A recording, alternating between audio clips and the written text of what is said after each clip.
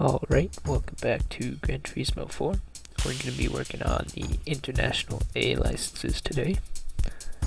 And yeah. IA1. Tackling complex corner sequences 1. You'll be tested on how well you can negotiate your way through successive corners for this test. We'll be using the latter half of the midfield. Right after launch, get ready to brake for a right-hander in the tunnel.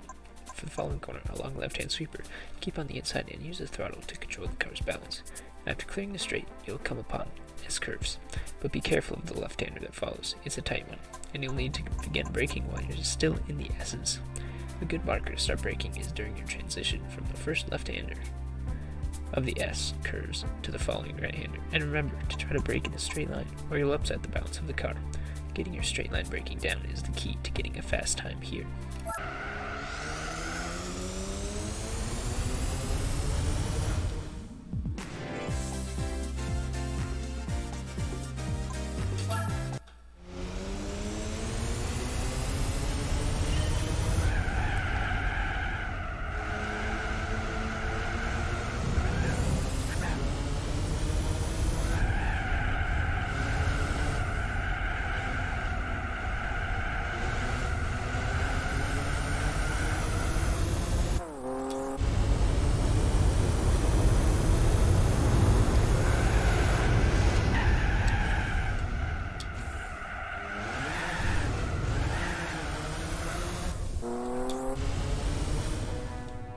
Barely got that, we'll take it. IA2. Tackling complex corner sequences 2. We'll be using a section of Suzuka for this test, specifically the part from the S's to Degner curve. This test will again gauge your ability through successive corners. Upon launch, you'll come upon the S's. Use the entire track to get through these corners, and carry as much speed as possible. You'll be climbing uphill, but there are some flat sections of the track here, so be prudent of understeer. Once you're clear, you'll be faced with a series of left-handers until you reach Degner curve. For the first right-hander, use the posted braking distance sign to determine your braking point. A tap is all you need here, then take the corner as if it were a 90-degree street corner. Once you exit, you'll be on top of the right-hander. So get on the brakes again. If you don't slow down the car enough, you'll go off at the exit. The speed you carry through Degner curve is important for setting a good lap time at Suzuka.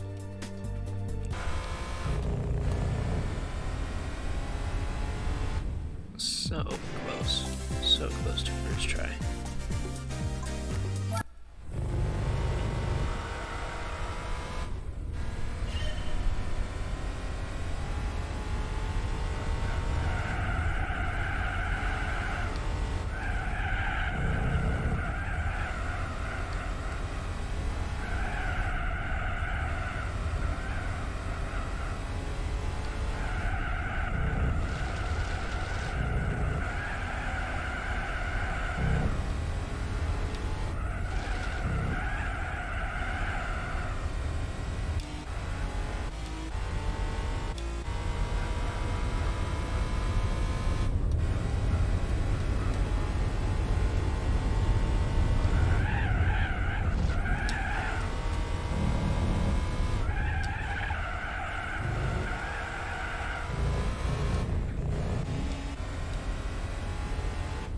There we go.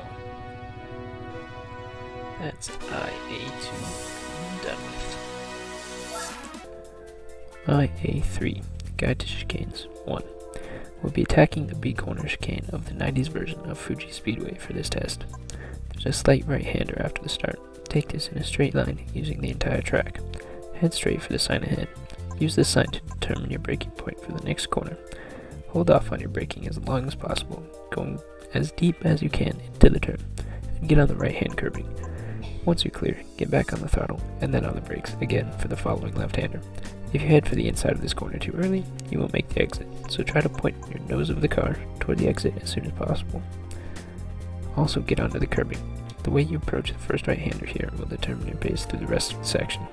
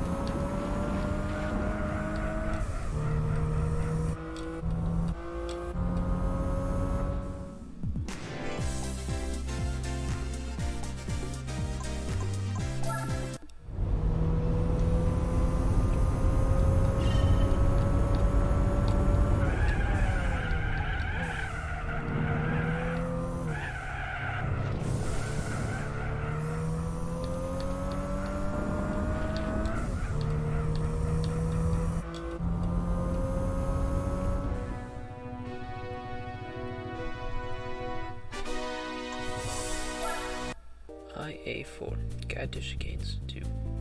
We'll be using the final part of Apricot Hill for this test, which leads from a tight chicane to the final corner of the track.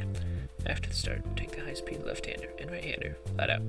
At the bottom of the hill, there's another left-hand corner. Set yourself up on the right edge of the track.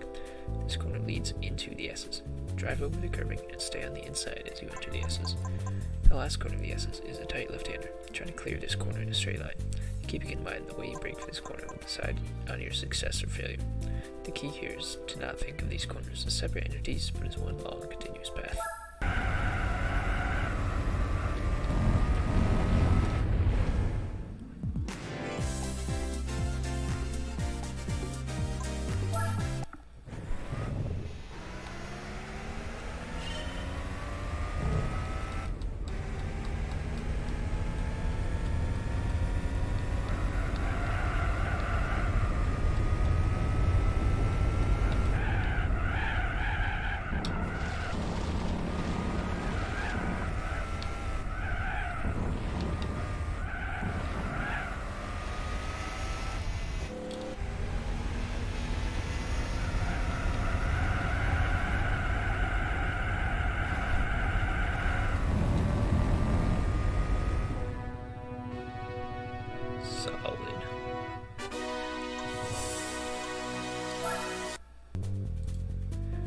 Hi A5, one lap guide run, El Capitan.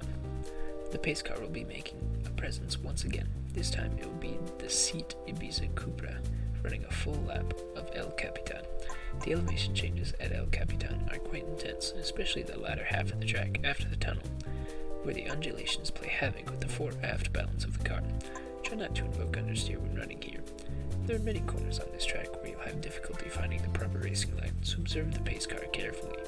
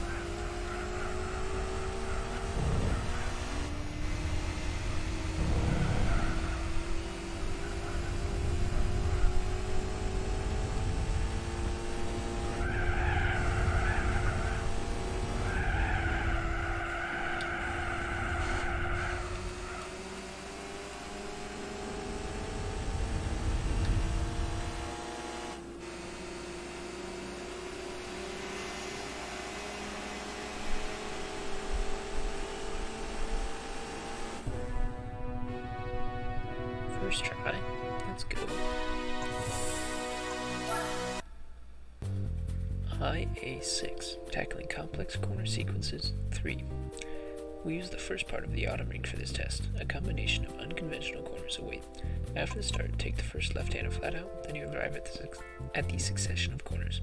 The first right-left should be treated as one corner. Drive as if you're getting on the curbing for an instant, then cut through to the exit in a straight line. On the following straight, brake lightly for the next succession of corners. Take this left-right combination in the same way you took the first one. Do this and you can carry good speed through the right-hander that leads you onto the straight. Don't think about going through one corner at a time, rather think about how you can go quickly through the entire stage. That's the key to succeeding here.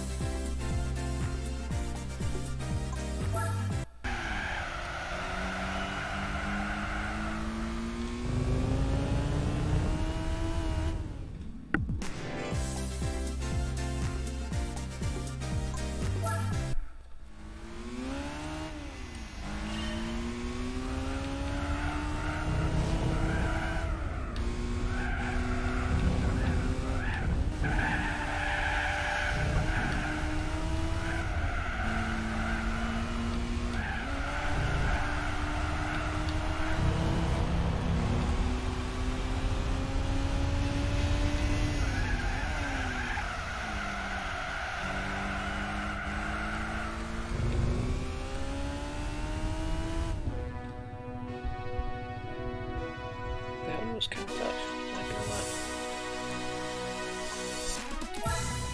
lie. IA7, tackling complex corner sequences 4. The latter half of the Tri-Mountain course is the venue here. We'll be using one corner with a high difficulty rating. Be aware that the elevation changes will likely affect the 4.5 balance of the car. At the start, use the 100-meter sign to determine your braking point for the first corner. Stay on the inside here, making full use of the yellow zone. The slight right-hander that comes next should be taken at full throttle, but be prepared for the next right-hander. The first part of this corner is blind, so make sure you start braking before the corner becomes visible. You'll be trail braking, so be mindful of oversteer. After clearing this corner, you'll come upon the final turn, at the bottom of a steep hill. Controlling your speed through this corner is vital. If you go in with too much throttle, you won't make the turn.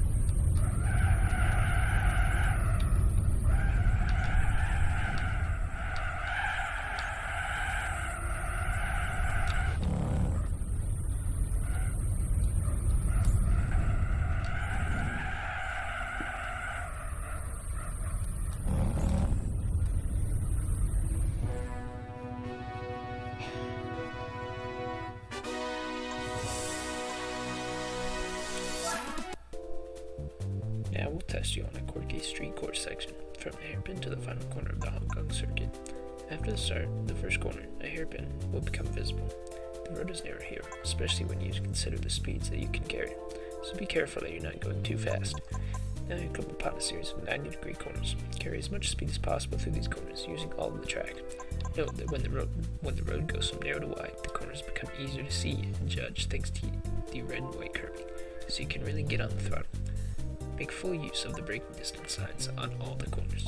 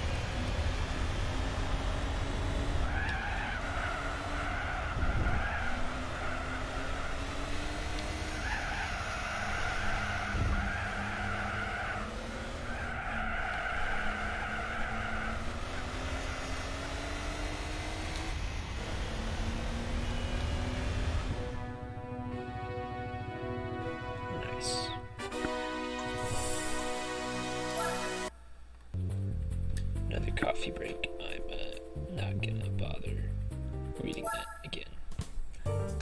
Basically, I just have to go through the path without hitting cones.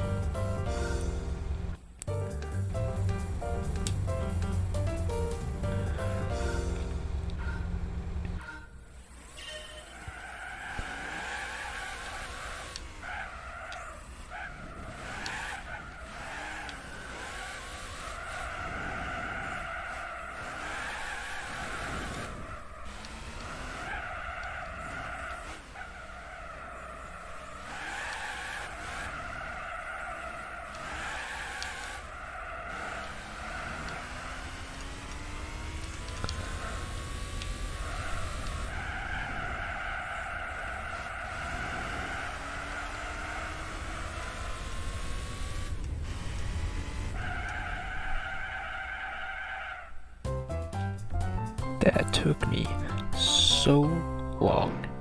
I hate coffee breaks. IA9 City Street Challenge 4. This test takes place in the middle section of the Opera Paris Street course. Let's see how well you can negotiate its wide variety of turns. Accelerate out of the box and you'll come to a plaza with a chicane.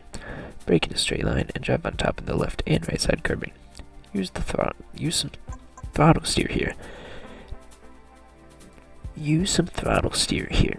After the following straight, you'll get to the Opera House. Trail brake into this corner. Make sure you slow the car down enough to get on top of the curbing on this first corner in the open square. For the following hairpin, be patient with the throttle and stay to the inside of the corner. The road surface has many irregularities, so if you go to the outside edges in some places, you will get understeer.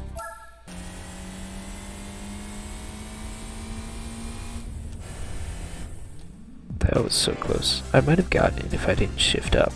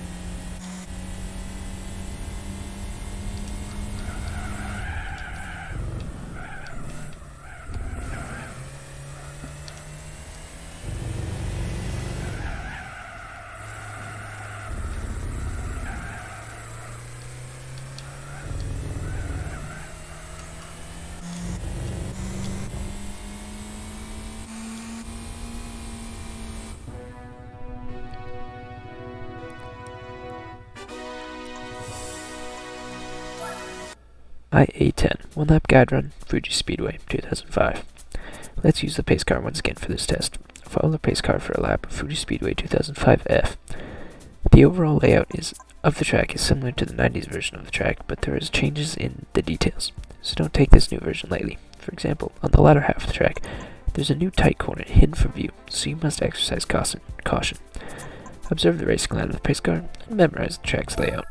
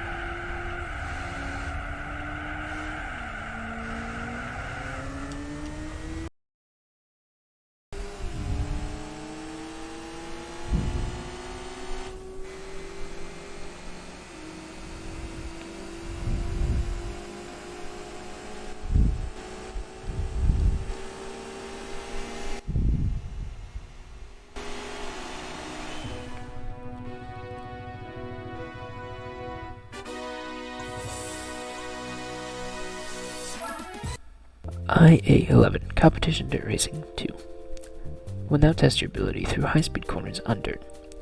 The site is the final portion of the Swiss Alps course. You'll jump 2 hills after the start, then come upon tight S-curves. Start braking on the outside of the first corner, and then prepare to slide through the turn. Once you swing your rear end out and establish your drift, use the momentum to slide and drift smoothly through the left-hand corner. If you slow the car down too much before the first corner, you won't have the momentum to change the direction of the slide for the second corner. Try it over and over to find the optimum entry speed. Repeat the same technique for the next right-hander, but keep in mind that this corner is quite deep, so the key is to maintain your drift to the end of the corner. Use the steering and the throttle to keep the car pointed in the correct direction.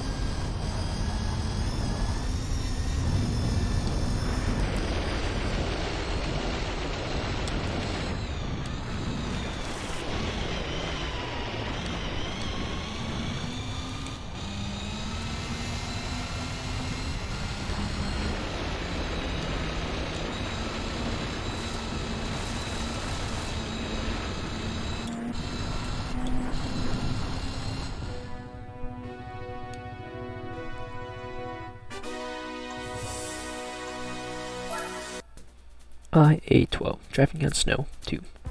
The latter section of Chamonix is the venue for the high-speed test on ice and snow. The level of friction of snow and ice is lower than dirt, so car control is of the essence. The key here are the hairpins. Set the car up for the drift, swinging the car out in the opposite direction, then swinging it back toward the turn. The momentum caused by the change of direction should allow you to slide through the corner more effectively. Start the slide in one direction using the steering wheel as you hit either the brakes or lift off the throttle. This feint will help you achieve a smooth, powerful drift. Usually drifting through a corner means going in at high speed, but on snow, if you don't slow the car down properly, you'll get lots of understeer.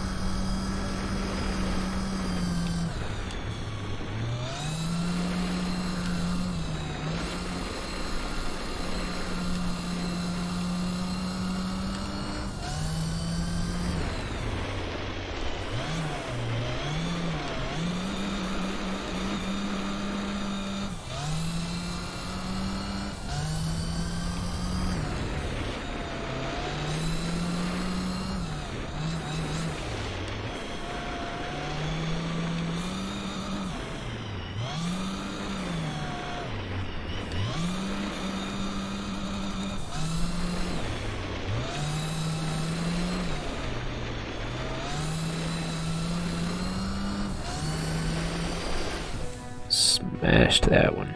I kinda cheesed it a little bit so it's not fair, but I did smash it. Over 2 seconds quicker. IA13 Tackling Complex Corner Sequences 5. For our high-speed cornering test, we'll go to the super high-speed section of the Nürburgring's North course. Make sure you're in constant control of your high-speed car's speed on this course. After the start, the first left-right-left can be taken flat out. Start braking for the S's when the road begins to climb. There isn't much to the first right-hander, but the following left is rather tight, so make sure you get the car slowed down enough to clear this corner. Trail braking is necessary, therefore, keeping the car on the driving surface, slowing the car down is a must. If you don't stick to the inside of the corner, you won't be able to establish a good time. The 2 left-hand corners are rather deep, so be careful.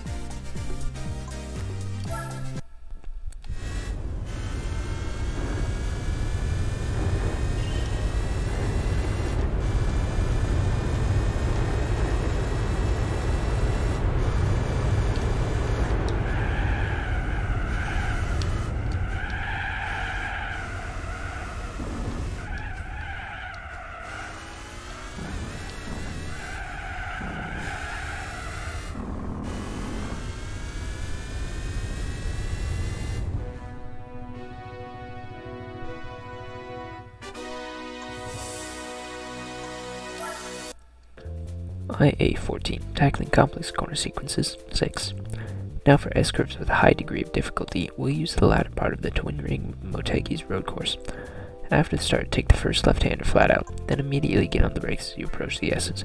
For the first left-hander, try to get onto the curbing as deep into the corner as possible. You won't be able to make the turn for the next right-hander. If you get too anxious to throttle for the right-hander, you'll get understeer and go off. Try to get the car in a straight line as soon as possible. Your test vehicle is a high-powered front-engine rear-drive car, which means if you get on the gas too abruptly, you'll invoke power oversteer.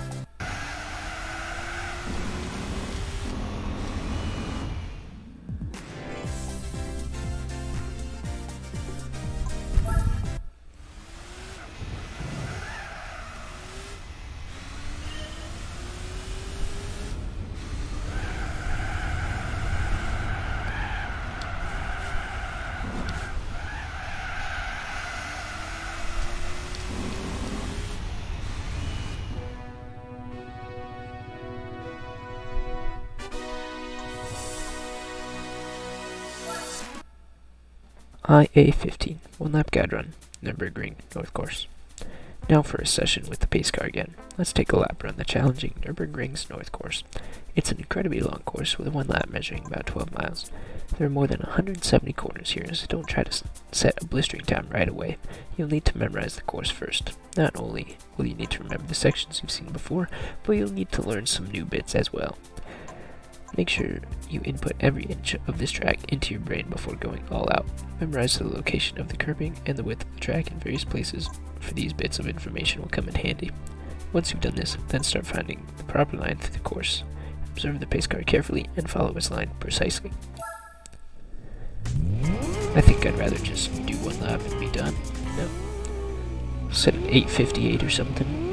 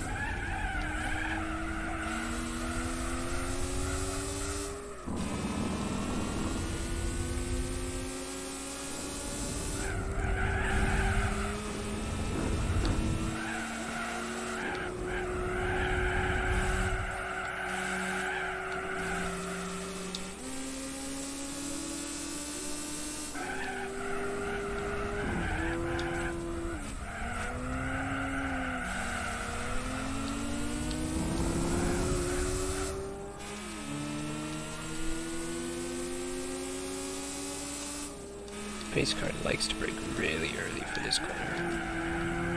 Like, so stupidly early. I failed a couple times there.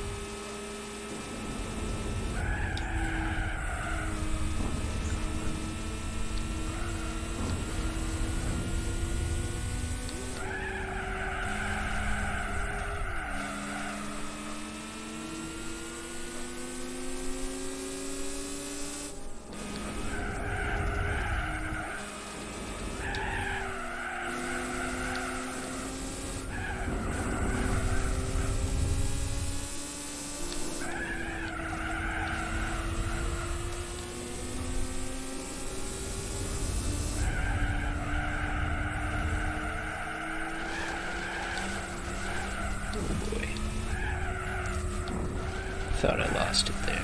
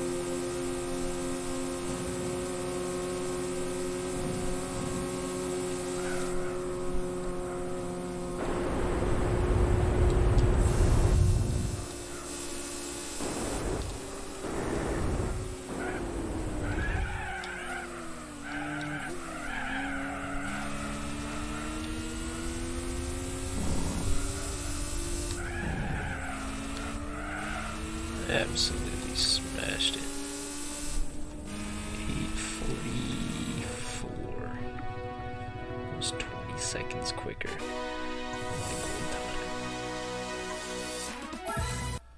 time. IA-16 graduation test. To obtain your International A-Class racing license, you'll need to successfully run the South Circuit at full wick in a Group C racing car. You'll start on the Mulsanne Straight. From here, you'll be running flat out for about 4 miles. Despite being a straight, there are slight kinks here, as well as road irregularities. Be ready at all times on the steering wheel. The brakes are very powerful on this car, so use the 200-meter post as the indicator to begin braking. After the right-hander, you'll be on another straight for about a mile. Then you'll be confronted with some tricky corners, one of them Indianapolis, and the other a 90-degree turn called Arnage. Treat the latter as if you were running a street course, and enjoy the rush of 237 miles per hour on the straight.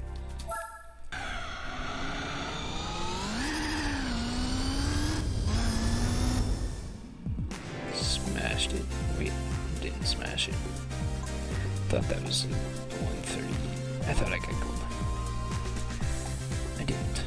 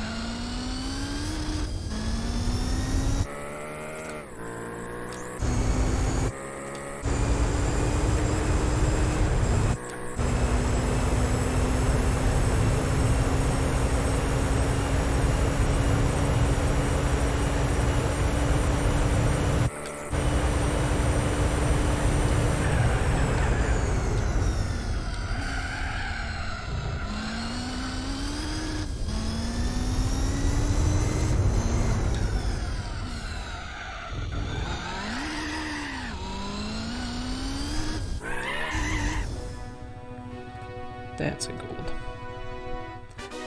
That is also the end of the International A license. So, we'll be getting a license and 3 cars now. Here they come.